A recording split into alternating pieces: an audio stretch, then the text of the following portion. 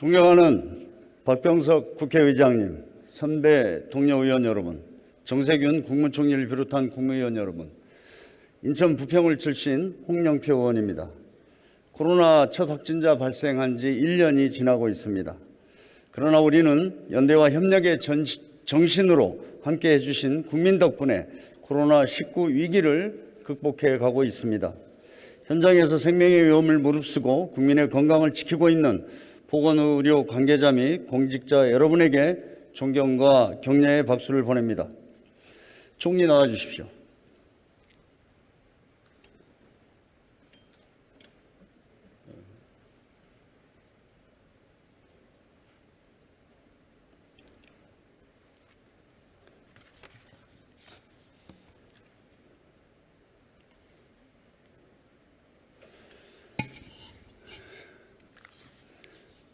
코로나로 많은 분들이 벼랑 끝에 내몰리고 있습니다.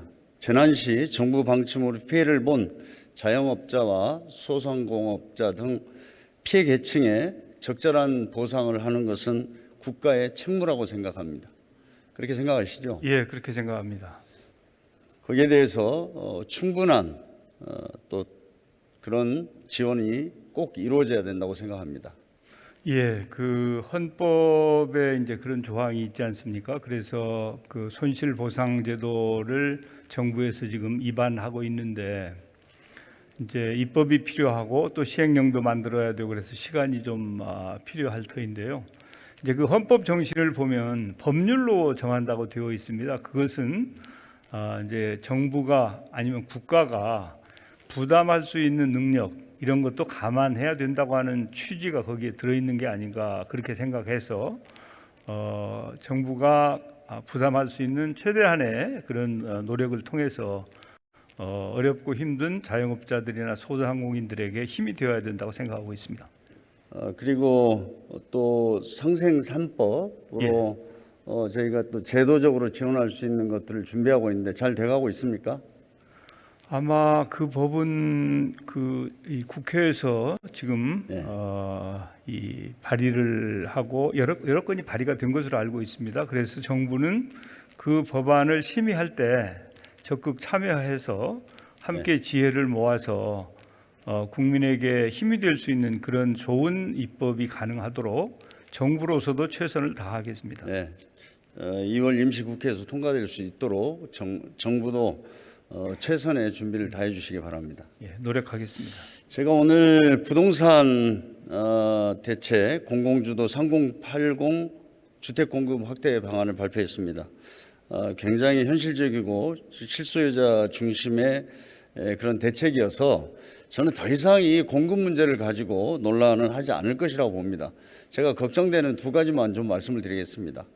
저희가 지금 공급에 대해서 야당을 비롯한 투기 세력들이 이렇게 공격을 하고 있습니다만은 부동산 가격의 가장 중요한 원인은 저금리와 그것에 기인한 풍부한 유동성 문제 아닙니까? 어떻게 생각하십니까? 예, 현재 시장이 이제 투기적인 요소를 배제할 수 없는 상황이 지속되고 있다고 보고 그런 상황이 벌어지는 것은 과도한 유동성 그리고 저금리 때문이다라고 하는 의원님의 진단에 저도 공감합니다. 이 초저금리가 영원히 계속될 수 있습니까?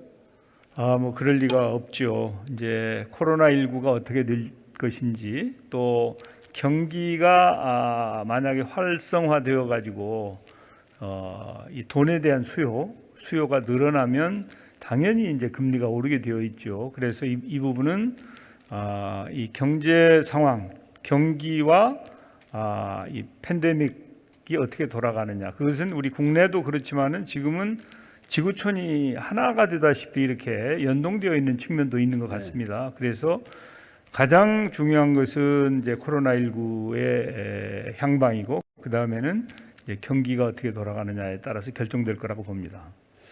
네, 그다음 저는 앞으로 몇 년 후에 있을 과잉 공급의 문제가 분명히 있을 거라고 생각합니다. 10년 전 생각해 보면 당시에 버블 세븐 지역 아파트 단지 중에서 가격이 30~40% 떨어진 게 많았었고 그 당시에 또 미분양 물량이 12만 호나 쌓였습니다. 우리 이 주택 경기를 보면은 10년 주기로 이렇게 변동이 있습니다. 그래서 제가 걱정되는 것은 사실은 우리가 가격이 오르는 것도 참 걱정되지만 가격 폭락 같은 사태가 더 심각한 거 아니겠습니까? 예, 저는 정부가 국민들에게 이런 상황도 잘 설명해야 된다고 생각합니다. 예, 말씀하셨다시피 이제 경제에 충격을 주는 상황이 되면 이제 부동산 시장만 문제가 아니고 실물 경제 전체에 영향을 주기 때문에 가끔은 그런 부분에 대해서 한은이나 기재부에서 이제 그 과도하게 집값이 상승하는 것은 문제가 있다고 하는 점을 말씀하고 있는 걸로 이렇게 알고 있습니다. 네, 네, 되셨습니다. 다음은 외교부 장관 나와 주십시오.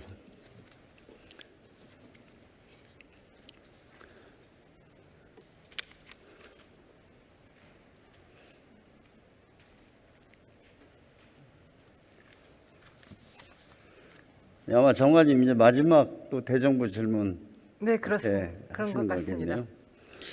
아마 장관님이 4년 전 외교부 장관이 되셨을 때 제가 밥 오드워드의 레이즈라는 책을 보면 그 당시는 거의 전쟁이 직전이었습니다.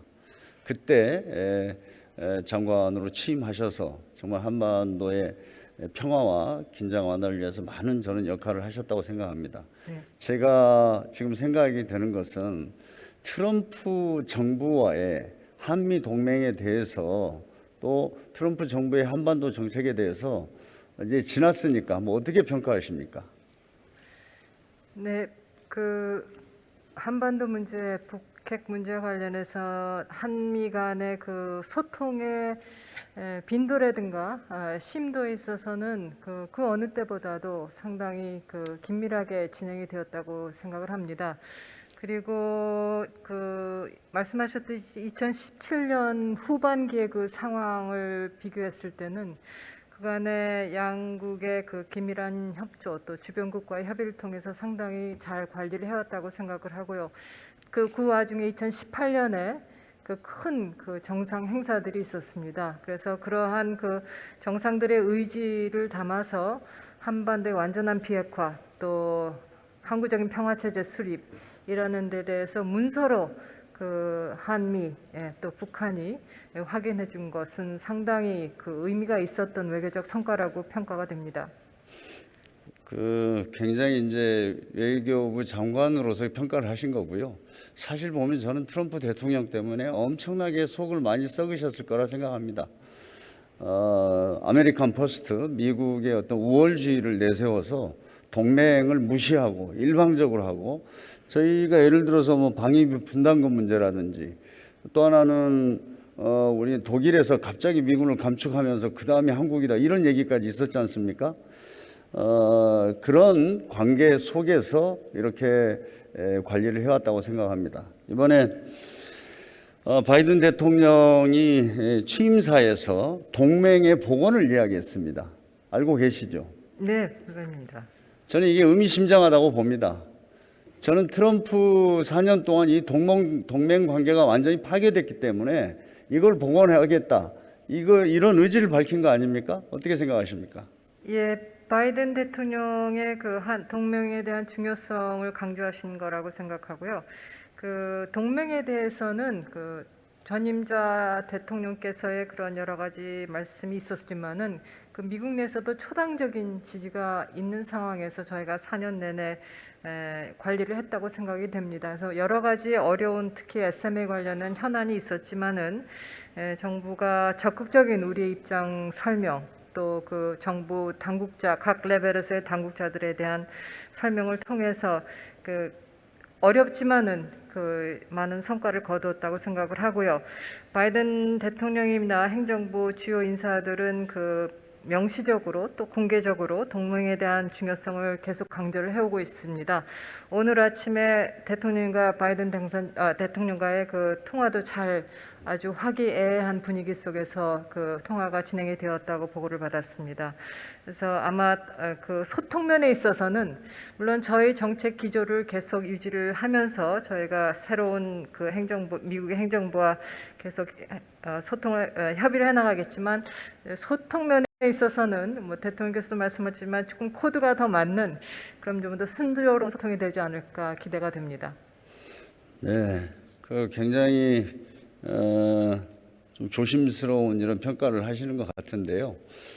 사실 미국 내에서도 미국 아메리칸 퍼스트를 기반으로 한 이런 일방적인 어떤 동맹관계, 이것은 끝내야 된다. 이것이 공감대가 마련이 됐고, 그런 데서 앞으로 한미 관계도 상호 호혜와 그런 존중의 관계로 나가야 된다고 생각합니다. 그런 데서 우리 정부도 다른 어떤 그런 환경에 맞는 한미 전략이 필요하다, 저는 이렇게 생각합니다.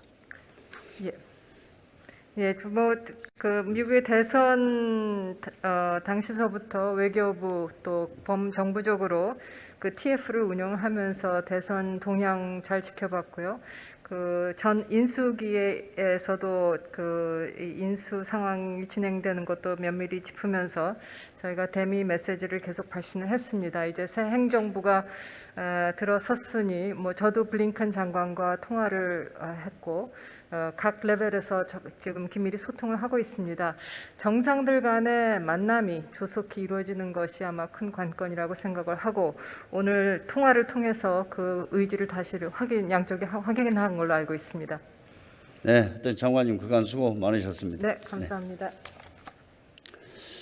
다음은 국방부 장관 나와주시죠.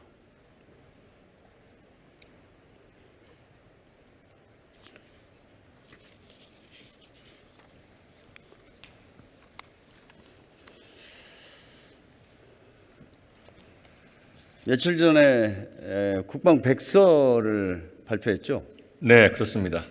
이제 제가 뭐 여기서 그 굉장히 방대한 내용이기 때문에 길게 말씀드리지 않겠습니다. 우리 국방 백서를 보면 남북 간의 군사력 비교를 양적 비교를 중심으로 했습니다. 예를 들어서 전투 함정은 우리가 100척, 북한은 430척, 전차는 2130대, 북한 4300대, 전투 임무기는 400대, 북한은 810대. 이 이야기를 국민들이 들었을 때는 우리가 북한에 비해서 매년 30배 이상의 국방비를 쓰면서 아직도 이렇게 뭐가 부족하냐, 이렇게 느낄 수도 있습니다. 그거 어떻게 설명하시겠습니까? 네, 의원님, 저희가 북한하고 비교할 때 핵 WMD라든가 일부 그 특수작전군 등 일부 비대칭 전력을 제외한 나머지의 재래식 전력들은 질적으로 훨씬 우위에 있다고 현재 평가를 내부적으로 하고 있습니다. 다만 이제 국방 백서에 그것을 정성적 평가를 담긴 분석을 낼 수 있을까 여부를 조금 더 면밀하게 검토를 하여 국민들이 걱정하시지 않도록 하는 조치를 검토하겠습니다. 저는 앞으로 국방부에서 사실 고민을 해야 된다고 봅니다. 제가 국방위원으로서 핵을 제외하고 저희가 군사력에서 북한을 압도할 수 있는 수준에 이미 와 있다고 생각합니다. 그런데 이 국방 백서만 보면 국민들이 볼 때는 우리는 아직도 북한에 대해서 멀었다. 지금 1년에 53조씩 국방비를 쓰는데 저는 국민들은 그런 의심을 가질 수밖에 없는 게 국방 백서라고 봅니다. 그래서 그 부분에 대해서 어떻게 국민을 설득할 것인지 이거는 우리 장관님과 국방부에서 고민을 해야 됩니다. 네, 제 말에 동의하십니까? 네, 동의합니다. 저희도 북한의 그 군사력에 대해서 사실은 면밀하게 들여다보고 있고, 그 장비의 노후화라든가 또는 신형 장비의 전력화의 어떤 수량, 또는 뭐 비록 열병식에 나왔지만 그것이 열병식에 나오는 수준인지 전력화 배치까지 완전히 완료된 것인지를 포함해서 전반적인 분석을 하고 있는데, 의원님 말씀하셨던 그 말씀에 동의하고 질적 분석을 통해서 국민들에게 올바른 정보가 전달될 수 있는 방안에 대해서 더 검토해 나가겠습니다. 네, 감사합니다. 됐습니다. 다음은 법무부 장관 나와주십시오.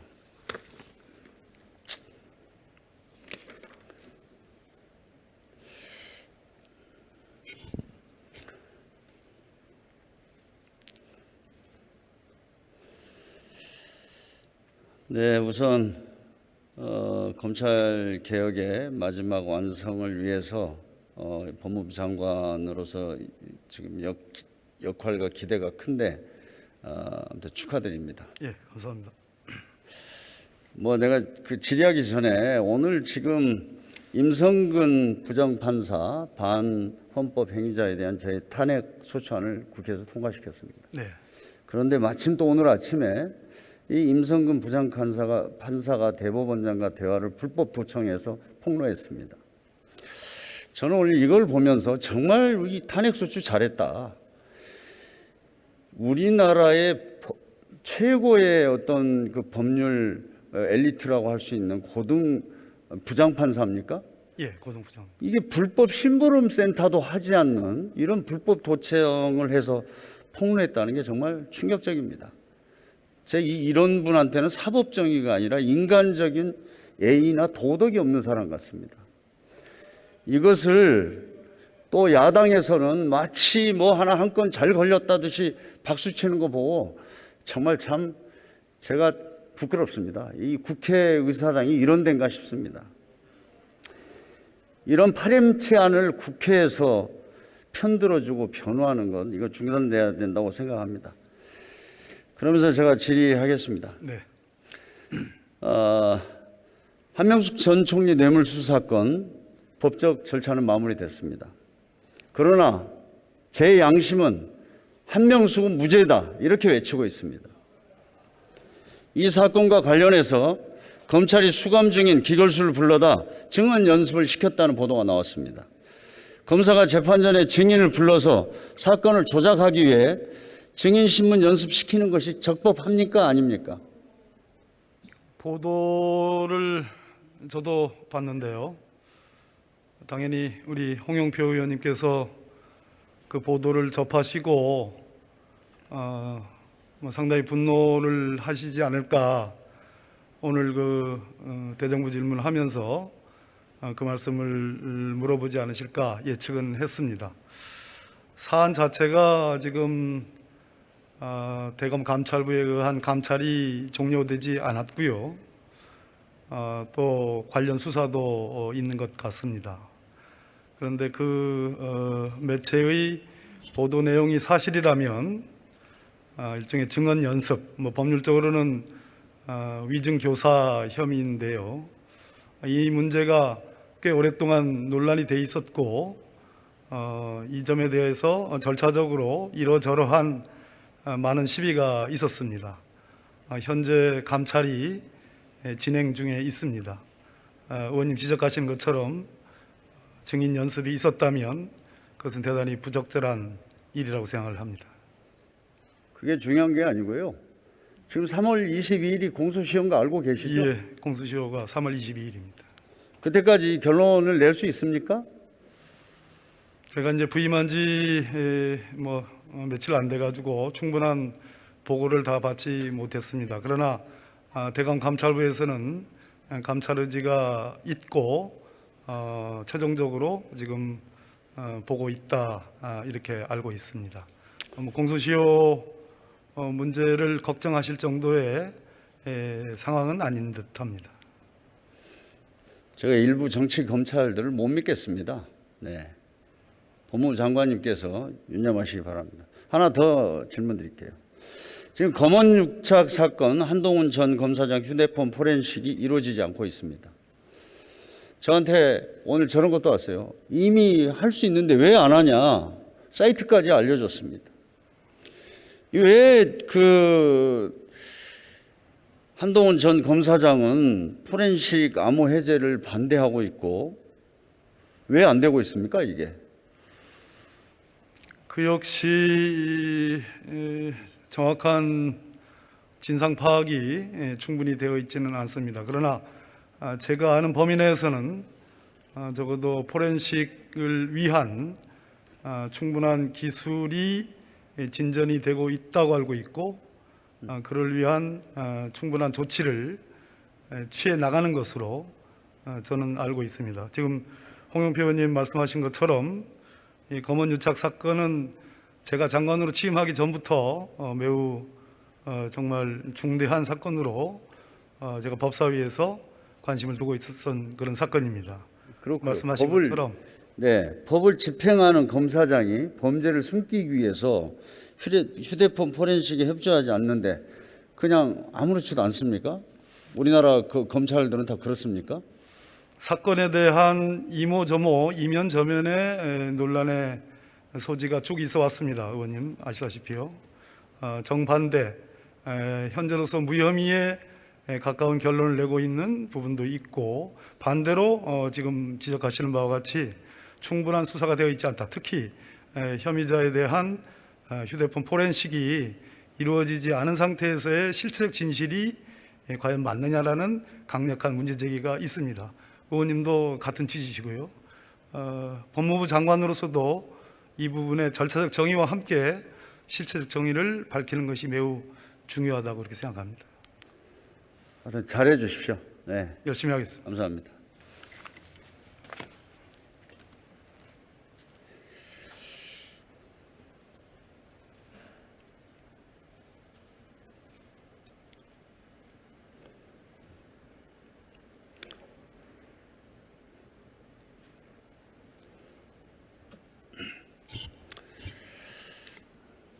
국회는 국민들을 편안하게 해주는 데입니다.